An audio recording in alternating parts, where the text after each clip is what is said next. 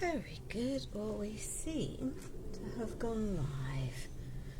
So let us see who, if ever, comes in to join us this evening.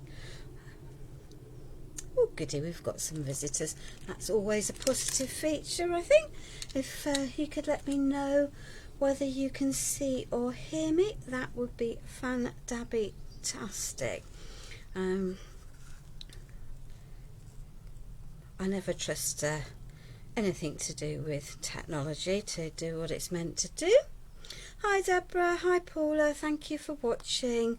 Can you just let me know that you can hear me, darlings? Because I can see you, but I have my sound switched off, so I have no idea whether the sound is transmitting or not. Hi Joan, hi Faith, it's lovely to see you. Hi Jax, hi Liz. Well, Liz, I've had a lovely day with you, thank you very much, but I've had a very traumatic trip home because there was a crash on the M60 and I just sat in traffic for hours. So, if I'm a bit flustered this evening, ladies, it's purely because, actually, life has not been that easy. Getting here has not been that easy. It's been a bit chaotic and a bit frenetic, and it's just as well I had sort of this idea planned out in my head before I went and had a very lovely day out with friends. So I have what is essentially an upright here. So that's the base, and this piece will stand in. And clearly, if I do that now, it's all going to go scoodling everywhere. And I actually haven't primed anything, so because it's not a hugely complicated make. At all. Yes, I did spend the day with the lovely Liz Wheeler, which is fabulous. It's always a treat to do that. So we're going to do this as I would in reality, rather than in having any of the bits pre-prepared, partly because it's quite a small project, so there's time to do it. And partly because, as I say, we had a little bit of a troublesome journey, so to get back this evening. So I just have, let me move those into vision. We've got the usual bright light scenario, so white on white's never good, but that's going to put it. All I have is some pieces, let me pop that, yes, that'll shield it, of resin here. And I am going to use some white gesso rather than the black for this piece. The black will come in handy shortly, but we can do this. It's quite warm in my conservatory, so we should have these should dry reasonably quickly. I do have a heat gun if I need it, so let's just give these just a little whiz over. So for those of you that don't recognise the mould, these come from a couple of different Finnabair, IOD moulds rather than Finnabair moulds. But there are lots of leaf moulds on the market, and there are lots of bird moulds on the market. So yeah, choose whichever ones you have. Things, and I'm using my beloved Pentart mediums. And for those of you that watch and like to know when they're on the telly, which isn't very often, that nowadays I am back on the telly on Bank Holiday Monday, and I have a show on Extra at 2 o'clock apparently, though that surprises me because it don't often do live shows on Extra on a bank holiday, but that's what I've been told, so that may change yet. But there we are, that's the plan so far. And then on the main channel at 5 o'clock, so hopefully that some of you will be able to join me. And it's a real back to basics, white paste, properly mixed media, lots of product layering show, as opposed to other techniques which have their own specific genres, all of which of course have a place in the crafting market. So I don't want anyone to feel that I don't think that, because that's not true. We all have things that we prefer to do, and most products actually can be used in multiple formats. There is nothing that says you can't use the Pentart paints and mediums on your card projects, as Julie Rankin frequently does for projects for Dawn Bibby Creations. So really it's up to you. Now the problem with this lovely floral mould is it's got lots of nooks and crannies, and I regularly miss bits, which we'll discover later on when I try to paint them, no doubt with ordinary paint. But hey ho, here we are, that's just life. So they're very definitely home safe, Liz, with a bit of a long wait on the motorway. I think they might have had the air ambulance out, because the traffic was pretty stationary for a while, and then it just suddenly moved. So someone's day has certainly been a lot worse than mine, so I guess we should be very grateful for that. Now I have turned off notifications on my phone, and I don't have Facebook open on my computer, so quite really why I'm getting a binging of notifications coming through, I really don't know. So let us clean the white gesso off my hands before I get some black gesso out, and then end up with a sludgy grey colour, which is not quite the look I'm going for. So the white gesso can lurk down there for the moment, and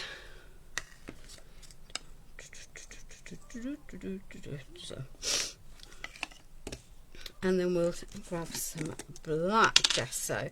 Now I'm going to deliberately be using some metallic paints that I've got on the show, and whenever I'm using metallics on top of things, I like a base layer of black. I just think that somehow or other the metallics have more of a metallic depth if they go onto a black surface than a primed white surface. But so that's why I'm choosing to use this. And why I've swapped from the white gesso to the black gesso. So if that makes sense. So if it doesn't, I apologise. So this is going on here, and these pieces will layer up, so I don't need to fill the whole space, but it's probably just as easy to fill the whole area. So I hope everyone is well and enjoying the fact that we have some beautiful, sunny, nice, warm weather. It's usually good at this time of the year. I often think that the May bank holiday is actually some of the best weather we have, the late May half term. So there we are. Now my gesso is, as you won't be able to see, is A, quite old, and B, quite thick, and C, getting to near the bottom of the pot. So just bear with while I add in a little bit of water to help it go a little bit further, because of course the Pentart gesso is a paste, as it happily says on the thing, which means it also makes for to be a fabulous black stencil paste. And there are not that many companies that do a black stencil paste or modelling paste, but you can use the black gesso to do just that because of its paste consistency. I need to avoid that hole on there, and we are going to be putting some extra layers on here. So there we are. Later on I'm going to ask people what crackle they want me to put on top of some of these pieces. So the choices are going to be white 3D cracking paste or black 3D cracking paste. But I don't want anyone to say anything now, because it will become evident where we're going with time, and therefore it doesn't seem to make sense to ask you to make a decision when you don't actually know where the project's going. Hello Anna, I think Anna Decor, you are from Romania if I remember correctly.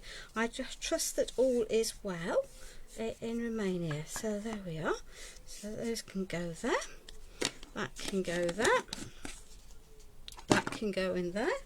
Right, mitt wiping. Actually, that was a mistake, wasn't it? Let me just see if I can retrieve that black brush from, of course, I've stuck it in a pot of water, and can I find the one that I stuck that was black? Excellent.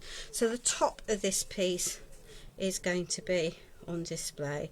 So let me just cover that little bit with black. Right, that can now go in there. And we've done that. And let me just give that a little blast dry, because I actually want to do some bits with this one next,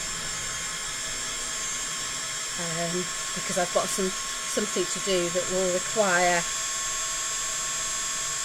me to add some paste on top of it and give them a chance to dry. So there we are. Let me just, and then let's wipe that mess up. Those can sit there, those can sit there, those can sit there.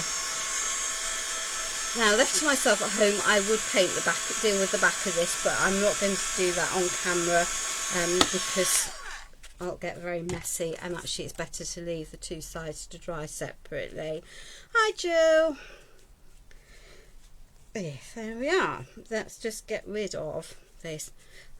I don't think you can be, well, there are some lovely mixed media people who can manage to craft without getting their fingers covered in stuff, but I'm definitely not one of them.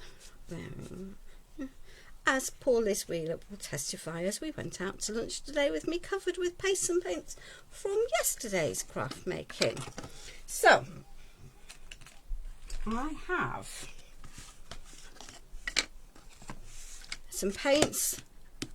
So I've got paints on my TV show, I've got some beautiful pastel colours, I've got some dark colours, and I have the 3D powder in fine, coarse, and the large 3D balls.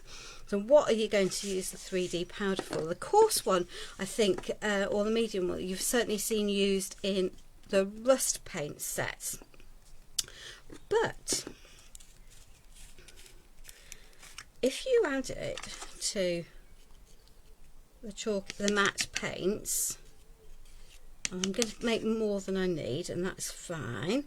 Where if I just put this, it will make for you a texture paste that has a feel of almost like old wool, and it is a much finer texture than if you were going to use the structure paste that is also on the show. But this just gives you a more sort of old wall effect as opposed to a very gritty effect. So those are my paints, 3 of my paints, and they're just such very pretty feminine colours. Think Rose Parfum by Stamperia perhaps as a colour palette that they will work with. And all I'm going to do, and because I'm custom making these, I can add as much or as little of my powders as I want. I also want a bit of white, and I know I'm mixing up way more than I need, and that's where my white gesso comes in, because I can, but they will go in the bin, which might be seen a bit wasteful, but hey ho, for now that will do. So let's just add a new piece, and it means I've got complete control over the texture I make, and B, how thick I make these. And although I haven't added lots of paint to that on there, I just blobbed a little bit out. That to me isn't, and you'll see it change and you'll feel it change because it is ever so slightly gritty. There we are.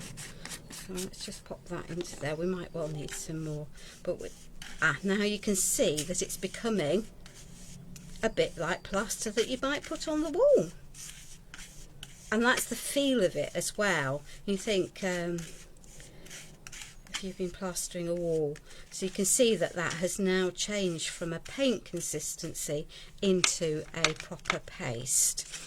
So let's just do the same. And I'm just going to layer these in a hodgepodge of colours, because I didn't want it all to be one colour for the background of my piece. Whoops, that's not quite the one I wanted. There we are. So there we are. I'll add a bit more of that to that. So yeah, I just want to make these into a paste. So we're going to go, and this will go through beautifully through a stencil. Even one with reasonably fine detail, because it's not chunky.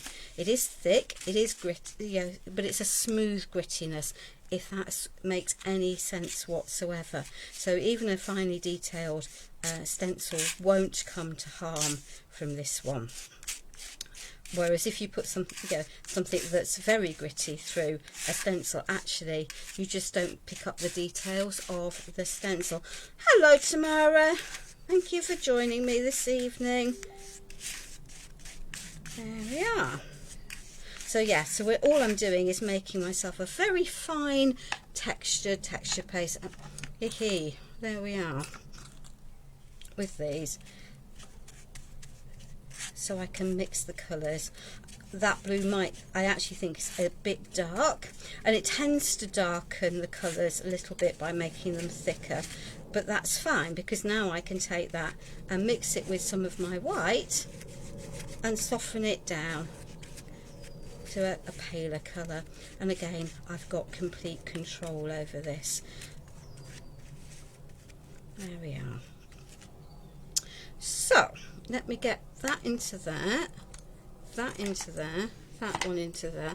This sets like concrete, ladies, so just be aware that it will set and it's quite difficult to get off your hands, as I discovered, and it will go straight on to an unprimed board. And I don't know, can you hear the grittiness in that?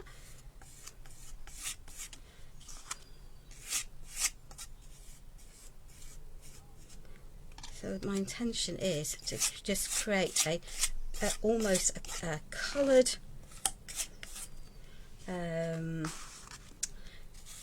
plaster effect, and I'm happy to mix my colours on here.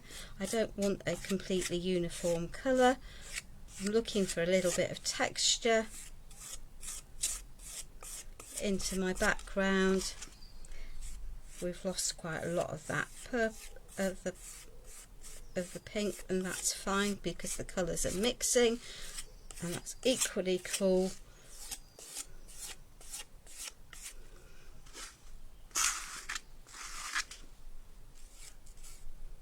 So there we are. So I've now got myself a textured coloured background that's reasonably smooth even. So let's just clean that off there. So I just think it's just a different way of using your products, and it's a way, as I say, it will convert any paint that you have into a matte plaster effect. So quite a cool technique, I think. Let me get rid of that lump on there, because I don't particularly want the lump there. There we are. And I'm going to pop that on the floor next to my birds to dry. So, as I said earlier, when I am adding metallic paints to bases, I like to have a black base for them. Just for me, the colour pops a bit better from doing that. So all I'm going to do is add like black, and because it's Pentart, we've got good coverage with a single layer.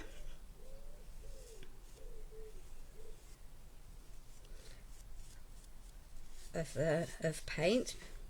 And this is metallic bronze as opposed to gold, again because I just think it's a softer colour.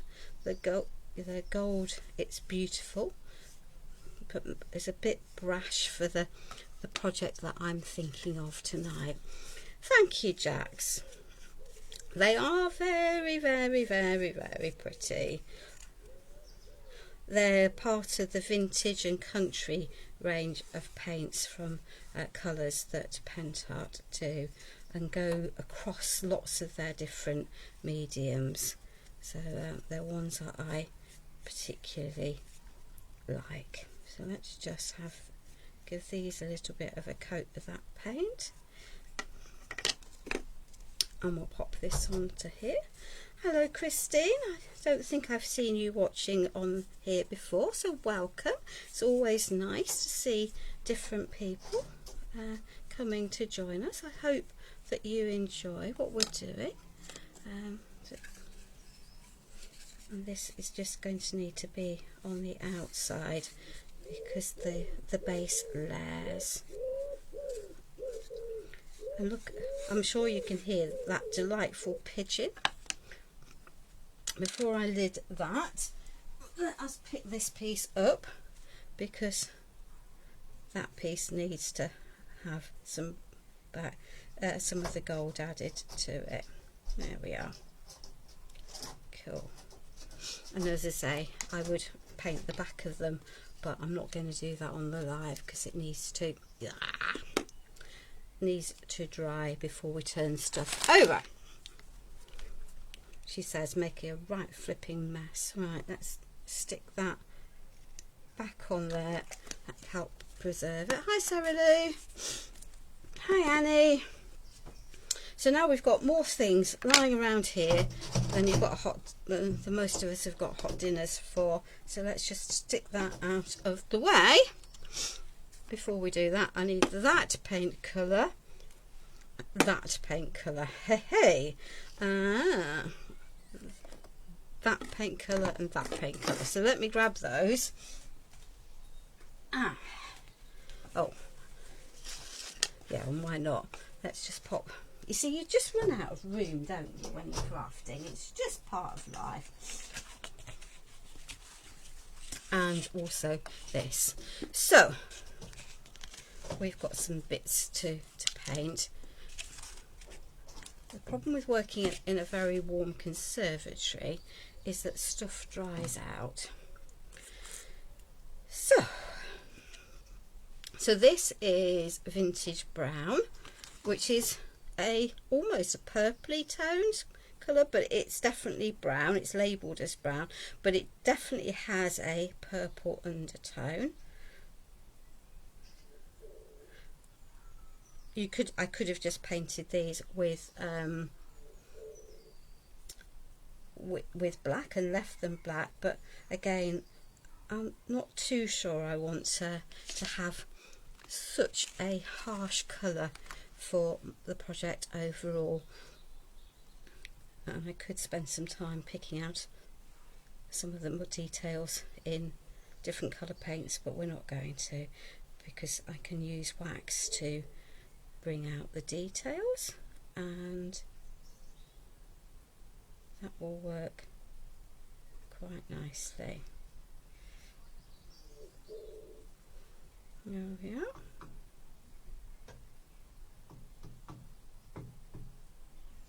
Cool. So that's that one. Let's give that a wriggle in there. Now, I have deliberately chosen to work with just the colour palettes that I know are on my shows. I've missed a piece of that one. So I don't have what I would call a real grass green or leaf green on the show. Let me just pop those out of the way. But I do have a really bright blue,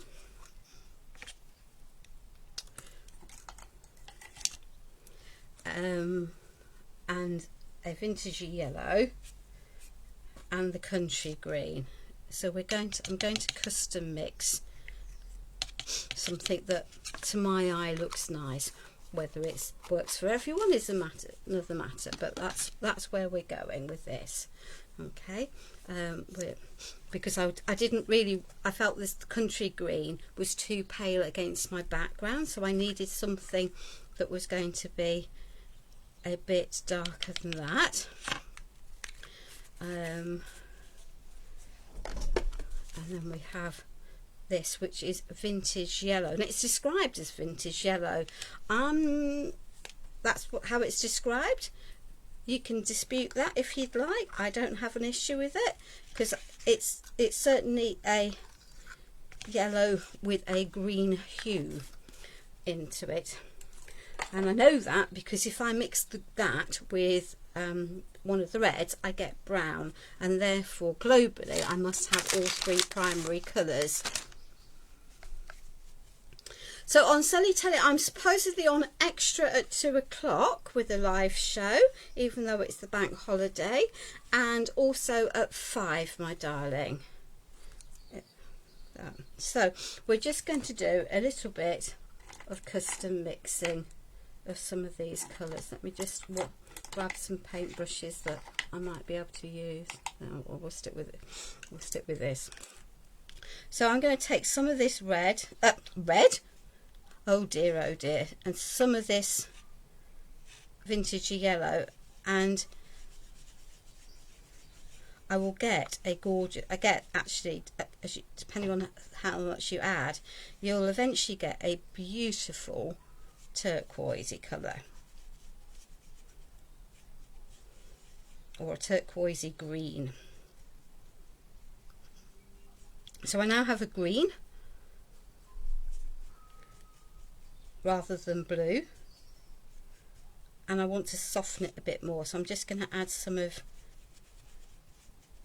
the proper green, that sort of grey green, the country green, into it. So I've got a greeny blue for here. Hi Charmaine.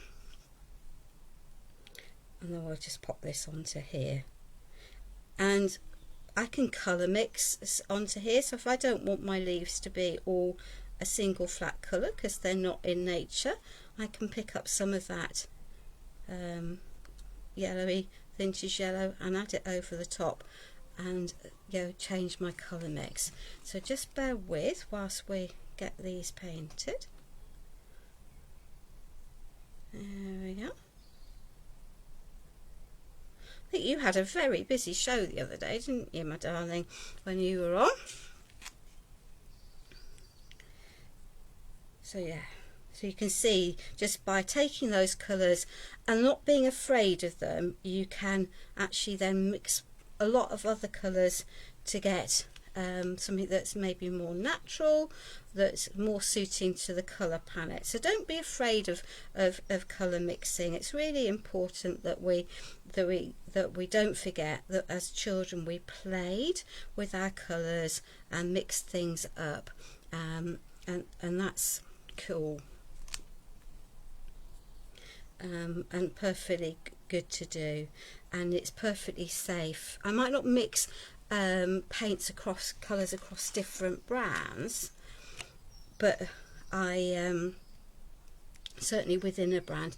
Thank you, Tamara. I just think it's lovely to be able to take up the colours, and you can start with actually quite a limited colour palette, and then and build up to get things that are different for you. And that to me is really very, very important when we're working with what we're doing. We don't have to have every paint colour known to man. If you think about the clay mixing tools, very few colours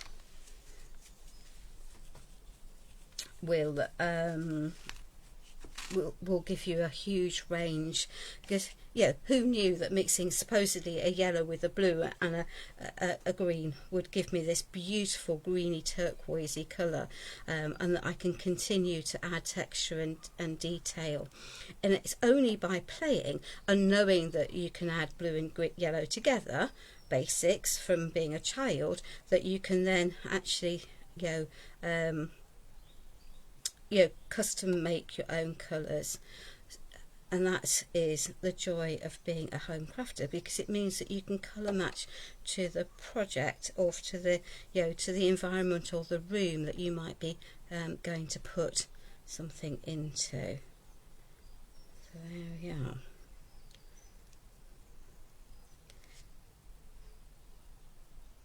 So let me make sure I've covered most of that, because I don't really wish to be going back to it. So what am I going to do about my floral? Well, also in the show I have Boredom, which is a very beautiful dark red.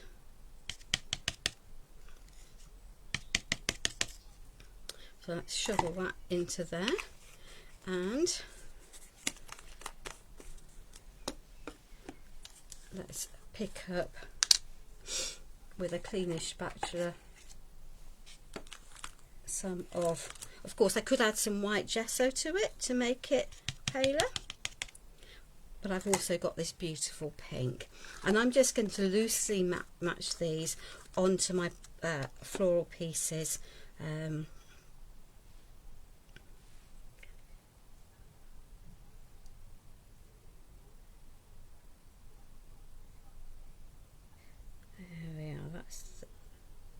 A lot of that detail will come out with just a little bit of waxing later on. So all I'm going to do now is, not with great, and some of my white primer paste is still a little wet, but that's okay, I can cope with that. We might give them a speed dry before we do anything else, but got several bits that need to happen. So I'm going to, as I say, just mix my colours on my resin rather than separately, and that way I'm going to get lots of colour variation with relatively little effort. I've got the centre of this, which I might well use the yellow for, but we've still got that out, so there we are. So let's just add some of this, and because I'm mixing it on the piece, I can add, and I've got control, so I want areas that are darker, I can make them darker. If I want areas that are lighter, I can make them lighter by just mixing in the pink that I've got with the pieces. And as I say, some wax is going to help bring out quite a lot of the details in this. So again, I'm not overly worried about the having to intricately paint each petal. I do think that we can get a little bit het up over having to have everything completely precisely painted. I mean, if you're a colourist and a perfectionist, and that's what suits you, then absolutely, paint it as you want. But here, this way I've got some shades, I've got some some variation in depth, and I've got my piece painted reasonably quickly.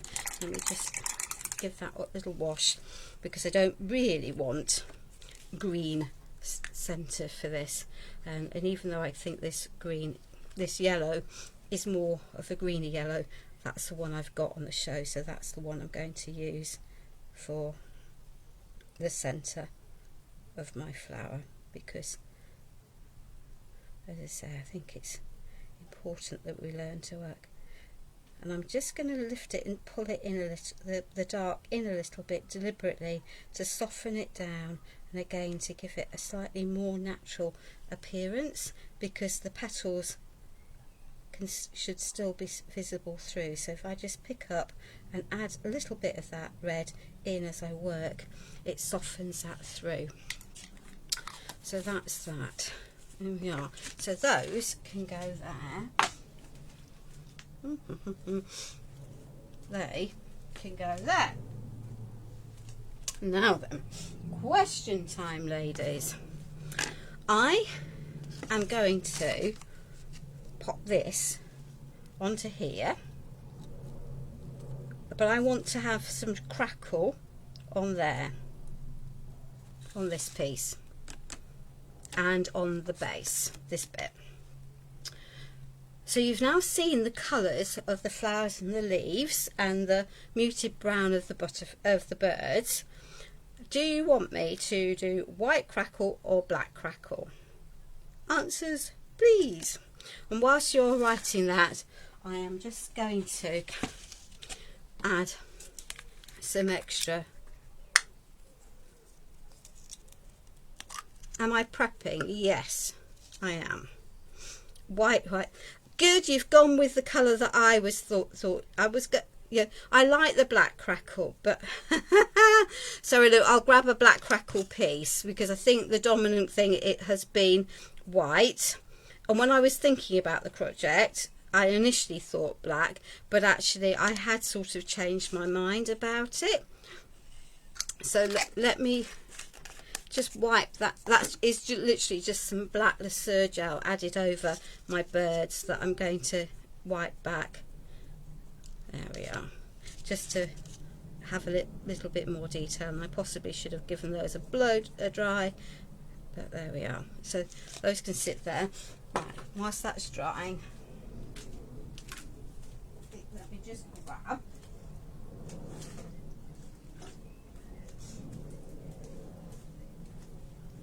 So Sarah Lou, the black is done in exactly the same way as the white, and it's with the black cracking paste, and that is the result that you get. So even though I'm going to use the white, that is the effect of the black that I'm doing. So am I prepping? Yes, it will be a studio sample, because I've got shows, so it makes more sense to be.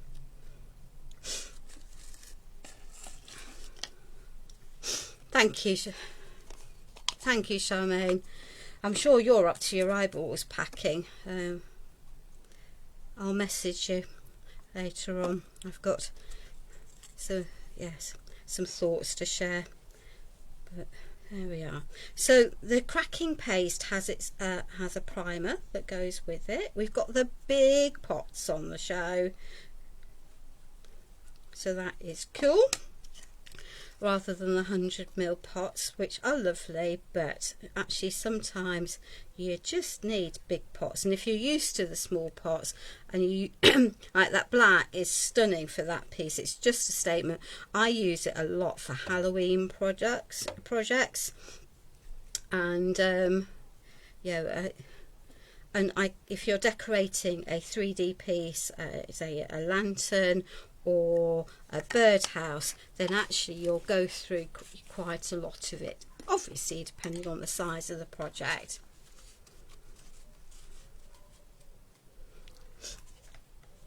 So the primer goes on white or opaque and will dry clear. So we just need to, and it will be relatively quick once we've done this. So let me just pop those there. And whilst those are drying, excuse the noise because my uber quiet heat gun has blown up twice, so I'm not buying another one of them. There we are, you can sit there quite happily. Come on. There we are, and blow at those. I might waft those quickly, and I'll waft the flowers because we're at the drying stage for everything. Yeah. Cool. Good. got some waxes. These might be very soft because of being in the conservatory, and I'm just going to, there we are, add a little bit of detail. So we take the mould, which has some detail, and add some wax and get a lot more, just highlights all the texture of it. As I say, my waxes are quite soft because of having been in a conservatory, but that's cool. A little will go a long way. So those are those ready. Let me just grab that, and I'm just going to pop that there. Pick these up because they also need to have a waft. So it's called multitasking. Madness maybe, but multitasking it is. So the paste that I made with the paints and the fine powders are really quite dry, so I don't need to worry about that. That can go on there, that needs to dry. Let me just dry these pieces. The one thing that's important when you're drying your your mediums is to not let them bubble, because you'll get a very different effect if that happens. So natural drying is always better because you won't bubble it, but actually it's perfectly, they will work perfectly well if you've not bubbled it and have speed dried. So let's just leave that facing in that direction on those. And what did I do? Oh, that's what I've done with that. So we're just going to add a little bit of wax to our leaves, because that will help bring out the details, make them less one-dimensional.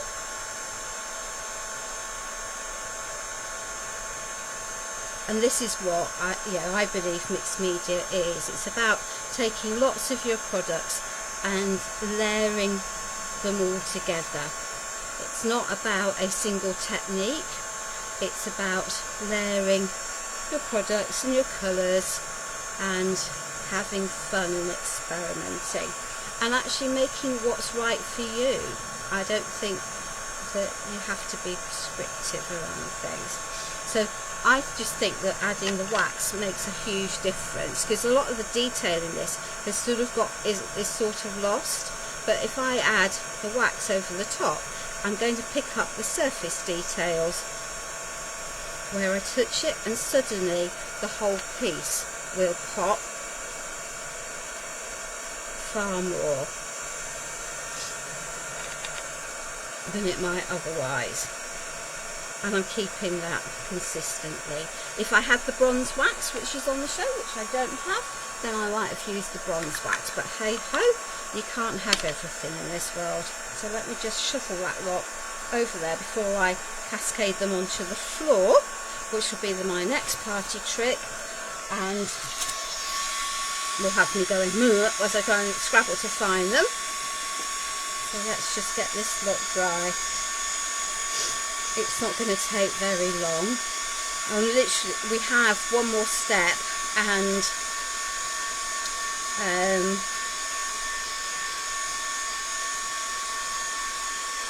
to do for the paint part of this, and some assembling to do. Actually, let's do it logically. Let me shuffle that over there, so that can carry on, that can carry on, that can go on.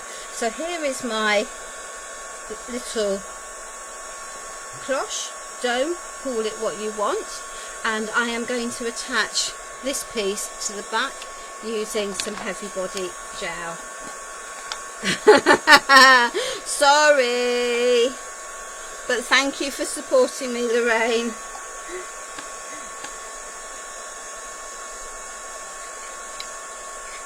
So all I'm going to do is add some of my gel medium. I've got and the reason I'm using the gel medium for this is that having added my paste to that background, I've got texture on there.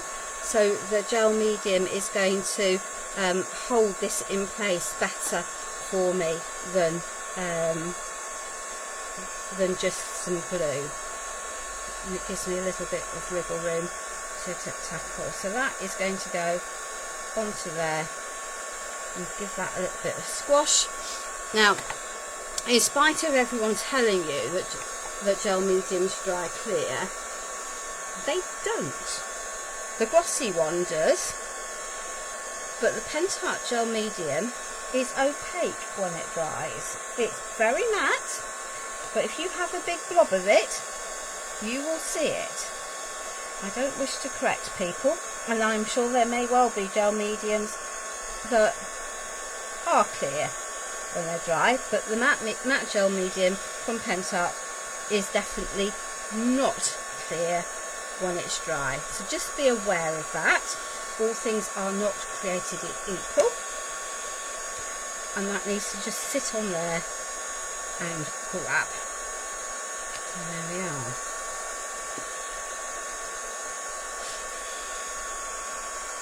Now, let's pop that in there, and pop that into there.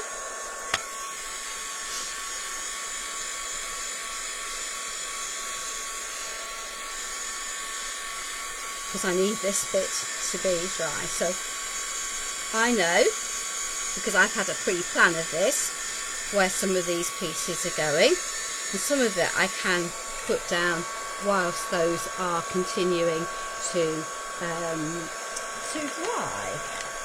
So let us just grab the little one of those.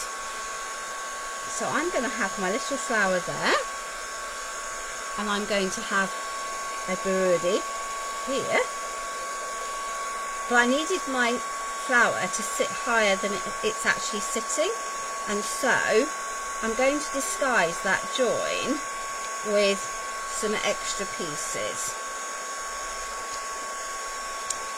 I know that I need that piece for there, so the birdie needs to be on something, so we're going to pop that there, and we're going to pop that piece there,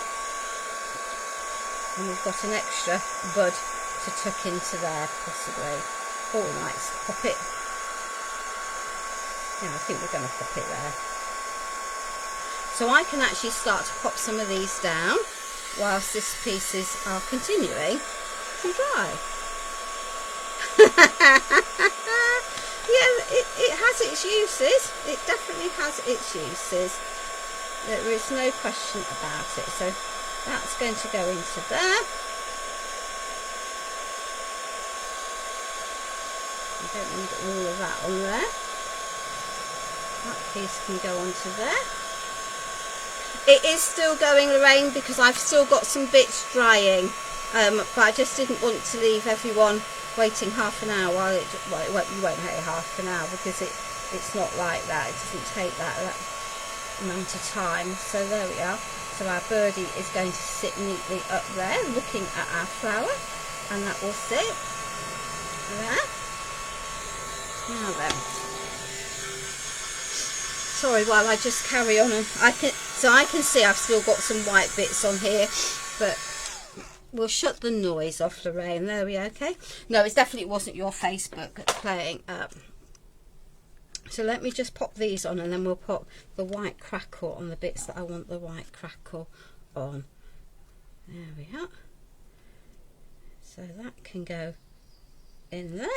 And you see how I've squished it and got that big puddle of white? If I leave that there, I will regret it. So just be very much aware that it will, it does make a difference. So that can go there. So that then covers that gap where the two don't meet. It's about tricking the eye, isn't it? That can go into there. I want to have my second birdie there, but that's not going to be stuck down. So let's just add this piece into there.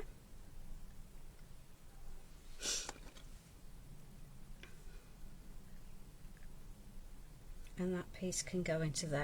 So while I just give this a little bit of a clean up, and it is so worth doing this, ladies, as I say, the Pentart Heavy Body Gel will dry white. So if you've got, it partially goes clear, but if you've got big chunks of it, you will definitely be able to see it. So it's worth just having that little bit of a clean up and making sure it's not too terrible. Right, that can go there, that can go there.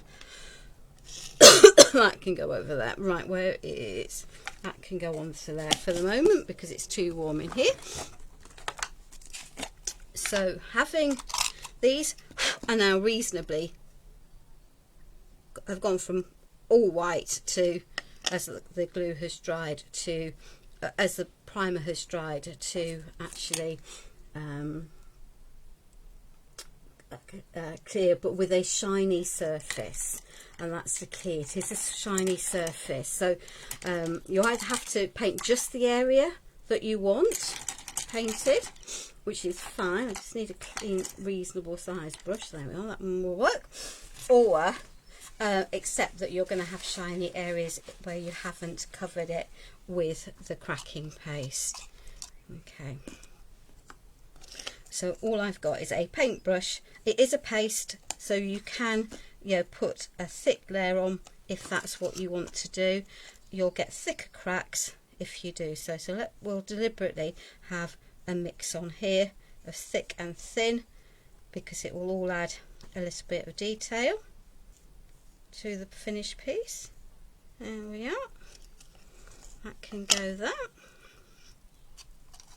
And you can, you know, you could apply it as it. You can see, yeah, just how solid this is.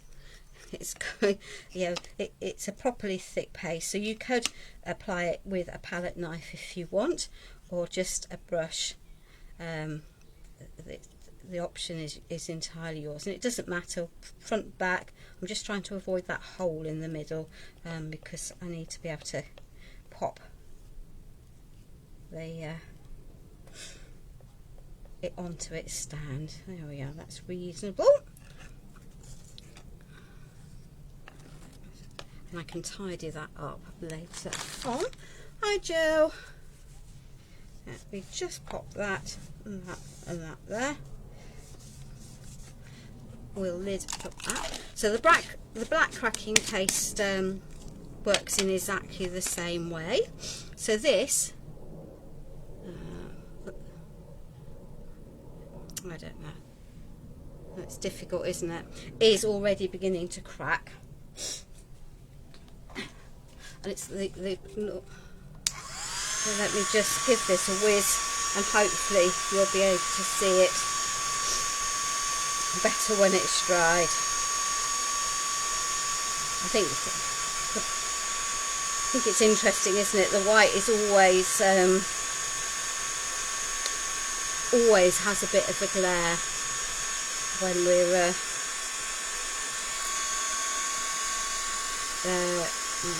if I get the angle right. So you can see how that has absolutely beautifully crackled on there.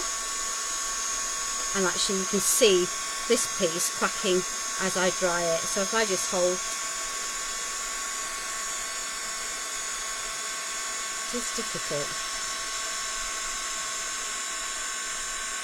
because I've got white on white on white and glare from the sun reflecting off everything. There we are. So we've got an uneven crackled finish, and that's exactly the way this paste should work. You can, if I do that, you can see just, you know, I'm shading it with my arm, just how well it's crackled. And where I've got thinner paste over here, it's much finer than over here where I've got thicker areas. So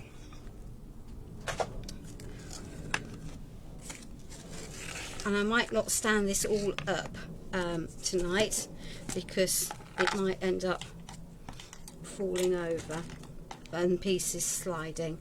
So let me just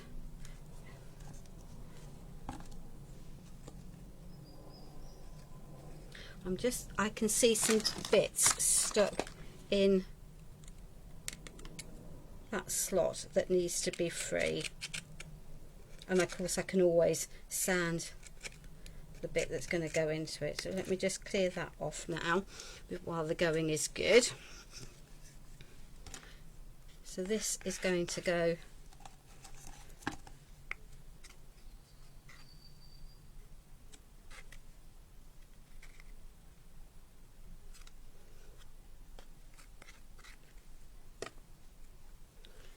onto here. Let's just clean that back off again. There we are. And the Mad Hatter's MDF that I'm using has got some laser etched marking, so I know that I've got this centrally in here. The crackle is absolutely as magical as embossing powder, and it's this crackle that actually started my love affair, and it is a love affair with Pentart, it has to be said. So that is the base that I'm going to put my finished upright into. As I say, I might well do that when it's all dry, rather than it all being slightly soft and moving. So that piece is going to go on to there at the bottom. Line that up. I deliberately kept back a leaf, which I'm going to pop here, and my other bird is going to sit on there. So I'm going to need to build something up there, so I'm going to put a splodge of pin flare into there, which Pentart would probably have kittens at, but actually is just the right thing for doing this with. So that birdie is going to then sit there, and I need a bit more tucked underneath there, and that will dry and hold my bird in place. Those need to dry, so it just allows me to do that, and this will ultimately, when that is dried onto there, slot into there. But I'm not, as I say, I'm not going to do that tonight, because whilst that's moving around, because I'll have these pieces going flying every which way, and the base moving, and the two between them are not a good combination. And as I say, if it doesn't fit in, I can sand that little piece back a little bit. So ladies, we have made our own matte plaster using Pentart matte acrylic paints mixed with the fine 3D powder. I've got other tricks to show you that. We've custom mixed our paints from a very limited colour palette to decorate our embellishments, and we've added some wax for detail and some crackling. I might find a word, because I like words, to fit in here before I say it's absolutely completely finished. And as I say, I will pop it into there, and probably tomorrow, because I've got a less frenetic day tomorrow, we'll then take some photographs, and watch out for my social media posts either on my own page or on the Crafty Surgeon, where I will start promoting some of the projects that I've done using the mediums on the show. So stay safe everyone, have a good evening, and please, whatever you're doing, have a good bank holiday weekend. Bye for now.